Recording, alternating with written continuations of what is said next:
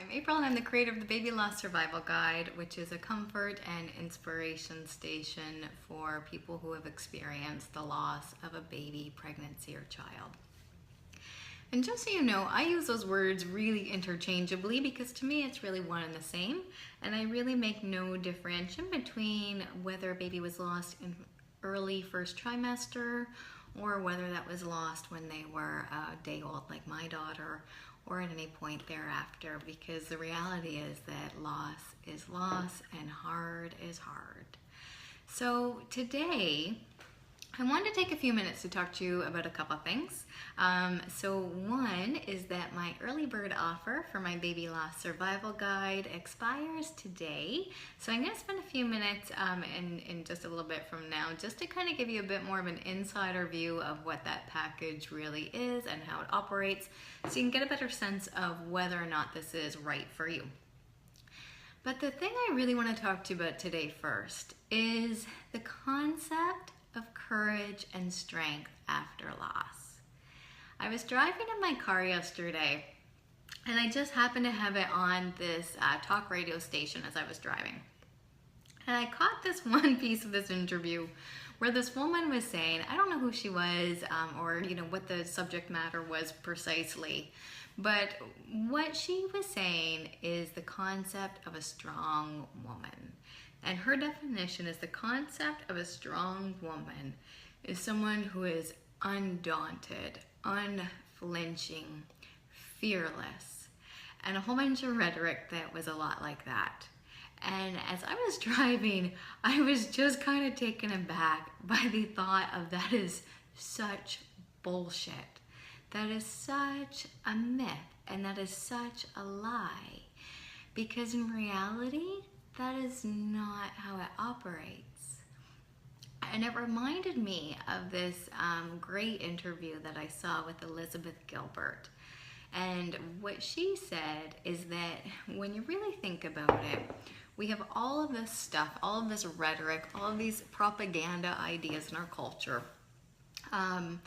which is basically what she was alluding to, where we talk about fearlessness and courage. And that with the goal being fearlessness, right? That's kind of that state that we want to arrive at, is I have obliterated my fear. I have gotten that fear completely out of my system. And that is a myth. So what she says is that the only human beings who experience no fear are psychopaths and toddlers. And those really, neither of those examples are things that we want to model our life after. And I could not agree more, because in reality, we're all adults here. So can we really just admit that sometimes life is bigger, and sometimes, in my opinion, grief is bigger than we are. And it will knock us out, and it will knock us down, and it will change and turn upside down everything. So can we all just basically be adults here and say we don't always have it together all the time, that there's no such thing as not feeling afraid? Because when you go through something like grief and the loss of a baby, not only does your whole world as you kind of knew it exploded, right, in terms of what you think is possible. Sure, there's these statistics out there, but that's probably not going to be me. So we have this whole illusion of innocence that is absolutely smashed to pieces. And then on top of that, there's the future that we planned. There's the life that we imagined, envisioned, and made arrangements for, had put things into place for, of what we thought our life was going to be. And in an instant at times, all of that is gone. So can we just kind of admit that, yeah, that experience is terrifying. We are creatures as humans that we love predictability. Our brains want patterns. Our brains want structure and order and organization. And grief and loss blast all of that out of the water. So can we just kind of have an open dialogue with the idea that the fear is a part of grief, There's the fear of the unknown. Am I going to make it out of this? Am I going to be okay?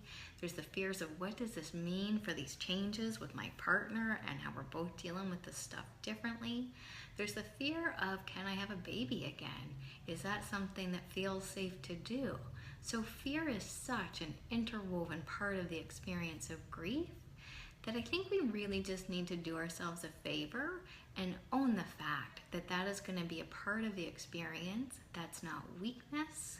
That is life when it comes to this stuff. It is inevitable.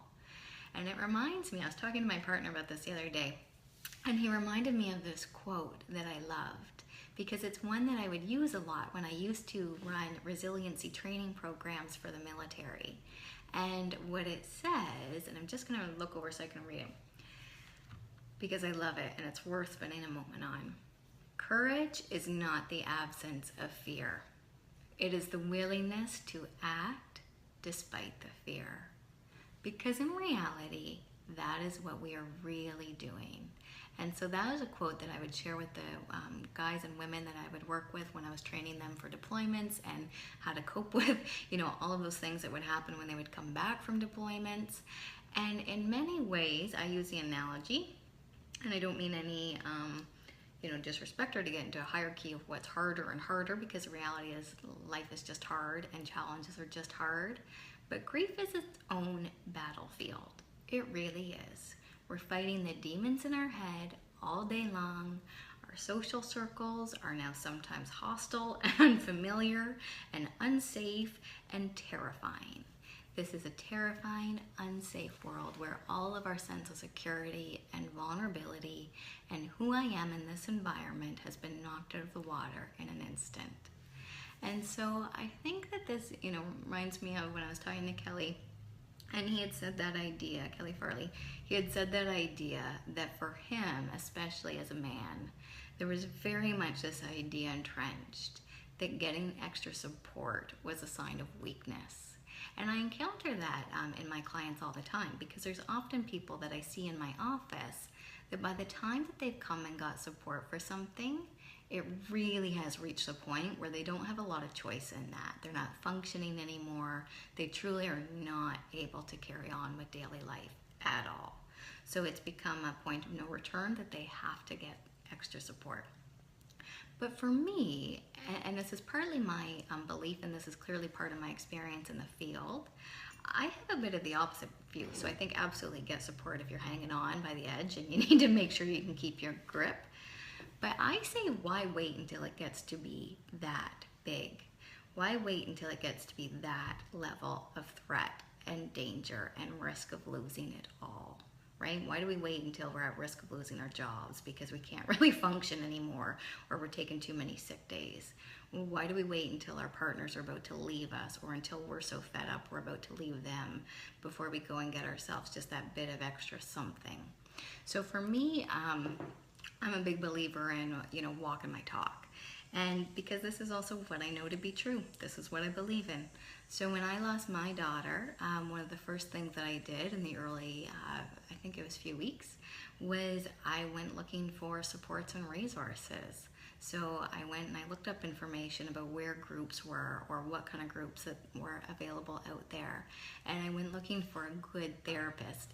And, for me as a therapist, that's always a bit of a challenge to find somebody that's not going to be intimidated and is going to be able to really, keep up with me in the work. But I went and I did these things because I didn't want to wait until I couldn't function anymore. I didn't want to wait. And I'd seen enough when I'd worked with the thousands of people that I've worked with in my career, that this stuff, this grief and loss stuff, it really is just bigger than us. And I was very humbled by my knowledge, because I knew that despite my training, despite my experience, I was not immune to the risk that this would change everything and that this could take me under. That I truly, you can see Sash in the background cruising around here, that I truly had very much a fear and a respect for grief. And so I wanted to make sure that I was backing my team with as much as possible.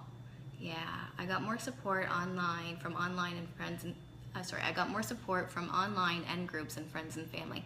Absolutely. So someone's just shared that that for them it was easier to get support online and in groups than it was for friends and family. And I think that that's a phenomenal, yeah, same here, yes. And I think that there's a number of factors for that, right?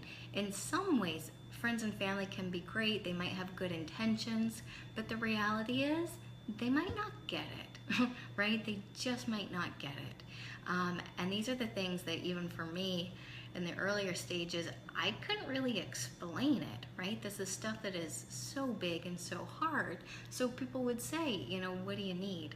I don't know. Or people would say, you know, let me know if you know anything you need. What does that even mean? What am I supposed to do with that, right? So I think that that is just the thing, right? And that that is a gift to ourselves, and that's an investment. And for me, going and searching for this stuff was just an act of self-care, right? Because I think of therapy and this kind of work as just kind of one more professional that I use as my team to keep various parts of my life running at optimal levels. So why would I take better care of my car by taking that in to get oil changes, but I won't go and invest that pure intentional 1 hour period to go in and talk about my life or my relationships or an area that I'm wanting to grow in, or just some kind of thing that I feel like maybe is worthy of my attention. So why would I take better care of my teeth to go in for cleanings and go to the dentist than I would to take care of my heart and soul and my grief? So, and that's also how I know firsthand how hard it can be to find really good supports and really good resources, because that was an absolute challenge, is to find really good, well-suited to you support. And I talk to people a lot about the idea of good fit, because in reality, every therapist or worker or program or package has a different approach, slant, personality, experience, whatever that is. And so I think that's always something to really keep in mind, because otherwise people go and they try something and they go, counseling didn't work. I tried that, that didn't work. And in reality, that particular person that you saw didn't work. That's all that means. Because otherwise people think that they're destined to suffer and they're destined to just live with this, and that the problem just might be them. So if anyone has any questions or any other things that they'd like me to discuss for a few minutes, I'm happy to do that. But what I also wanted to do with you today is give you just an insider peek into my baby loss survival guide. Like I mentioned, this really came about. I had started, visualizing and thinking about the baby loss survival guide or in those early stages after I lost my daughter, because one, I found that it was hard to find good stuff. And I was well aware that even though there were some things out there, there's not a lot. And there's not a lot that really was what I wanted and that really met what I was looking for. And so I created that. I basically created what I couldn't find.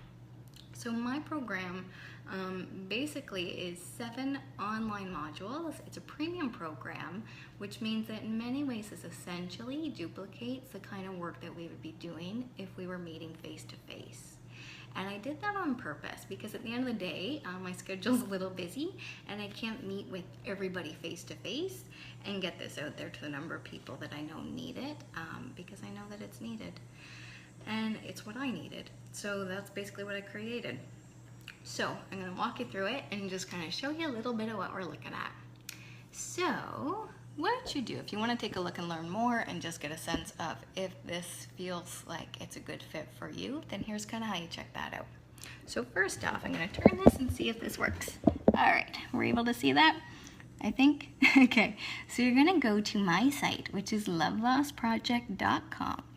You're going to go to my shop, which is this button here. And on my shop, I'm super thrilled with this, by the way, because in the same way that I found it hard to find support, I found it hard to find good things in general. So what I did was I curated basically some of my favorite coping tools that I used and some things that, that I see other people doing that are great. So for instance, there's specifically bereavement jewelry that baby loss mamas are making out there in the community. So I wanted to feature and curate some of the best stuff out there and put it on one page. And there's some books and resources and stuff like that. But this is how you get to my guide. You're gonna come to Learn More at the Baby Loss Survival Guide. So you can see that the baby loss survival guide is $197 typically, but if you move through to the cart to purchase it, right now it's on for $147. So 25% off right now. That ends at 7 p.m. today. So what you're gonna get here is some more information, some more bits and pieces about what the guide has in it exactly. So what I share with you is that the baby loss survival guide is basically, it is 7 modules. So there are 7 modules that are designed to be easy because I put a lot of thought into, what really would have worked for me. And at that time of my life, I was exhausted. I was frustrated. I didn't have a lot of mental space to be able to do a lot of heavy lifting and a lot of hard work. So I wanted this program to be really accessible, really gentle, and easy to do. The other reason why it's structured this way, so you basically, when you buy the program, you get instant access to entering into this package, and it's all online. And I did that so that no matter what time zone people are in, no matter what time of day it is, no matter what your schedule or the demands of your life looks like, I wanted this program to be there and available wherever and whenever you needed it. So whether it was 3 a.m. and that's when you wanted it, if your grief was just kind of keeping you up or you found yourself just kind of spinning, you could get the support at your fingertips at that time. So it includes, every module has a workbook. It has practical tools, which combine some of the best therapy tools and resources that I accumulated throughout my career as a therapist with what I thought really made sense and which were some of the things that I did to help get myself out of that pit of darkness and back to where I needed to be. And so it also includes writing. There's also interactive elements to this. So there's an exclusive online group, and that's operated through Facebook that people have access to, where I share additional tips, additional resources, additional support, and I'm in there all the time answering questions and offering. So it's basically extra access to me and my expertise and my 2 cents on things, as well as support from other baby loss mamas. What else is there? And it's lifetime access. So that was also really important to me. So in theory, right, in the best kind of scenario, I would say, this program's designed to be weekly. So you do 1 module a week and it basically goes for about 7 weeks. Now that said, life comes up. Sometimes we're exhausted, sometimes we're not functioning well, and sometimes you might hit a spurt where you really just want to dig into this. Maybe you have a week of vacation or a long weekend and you just want to give yourself almost a healing retreat on your own. You can go through all of this at whatever pace you want to, because that's the whole point, is it needs to be able to be flexible to meet you wherever you're at and be there when you need it.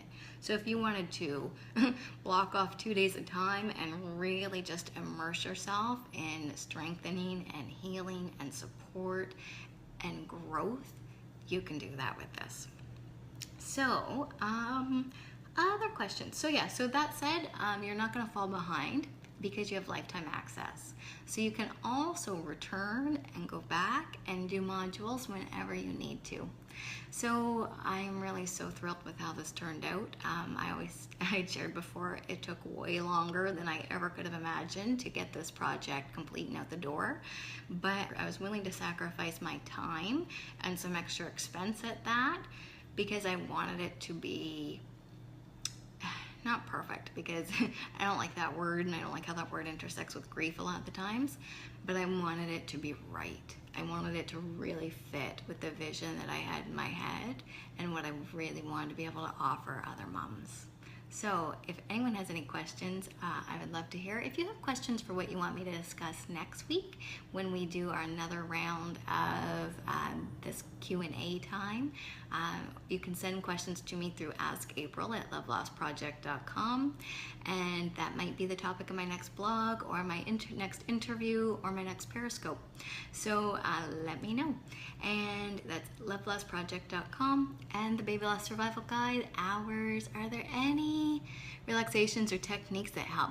Yeah, so that's a big part of what I included in this guide as well, is to really help people to identify what are the things that work best for them, because that's one of the main huge pieces that we're having to navigate in all of this, is how do you do with that huge wave of emotion? How do you deal with that wave of emotion that kind of sucker punches you, whether you're at the grocery store or whether you're, pick up a phone call, or whether you have one of those days where you think you're okay and all of a sudden you are flattened and rocked to the core. Or whether you're just stuck in that place, right? Because I think that's the other thing that often happens, is that we can really get stuck in that place where we are just spinning. That anxiety is just kind of off the charts. We can't quite get a firm grip anywhere, and we're just stuck in that loop, right? That loop of what if, that loop of maybe if I had of, that loop of maybe this is my fault, all of those thoughts that kind of torture us. So yeah, so that part is really key. And so those techniques work a little bit differently for each person. So that's kind of why the guide really just breaks it down in terms of helping people to really identify what works for them. So one of the things that I'm a big proponent on, and this is just one of the things that works best for me, this stuff is also at a most basic level, emotion is energy. It really is. We are built to have this emotion as part of our survival mechanisms of our system. And so our system, when we go through something like loss, moves often into a threat response. So we are often either really hyper activated by that, so we are in this high revving spinning state, or we can be hypo activated, which means we can't get out of bed. We have no energy. I can't eat, I can't function, I don't even have a thought, I'm just numb. And all those reactions, right, whatever emotion name we put on that, sad, numb, depressed, anxious, overwhelmed, panic. A friend of the family just found out she's pregnant and doesn't want to keep it, I'm so upset. Oh yeah. So it can be so hard to cope with, so how do you cope with that? That's a really great question. So check out my blog, because I did put in a thing on there, a post basically 2 weeks ago about how to cope with pregnant friends and family. But in terms of that particular one, right, there's that extra dig in there of not only are you watching someone get what you didn't get to have, you're watching them make a decision about not wanting it, right?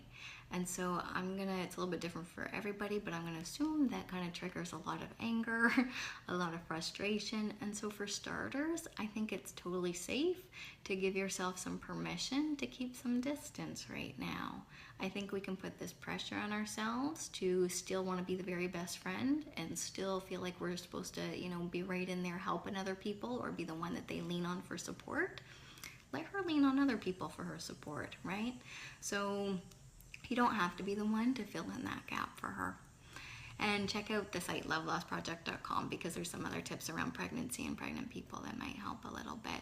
But for starters, my 2 cents is, and I don't know how this fits for you, I think it's totally okay to keep some distance and take off that pressure of feeling bad, that feeling like you're supposed to be in there and you're supposed to be the one meeting her needs.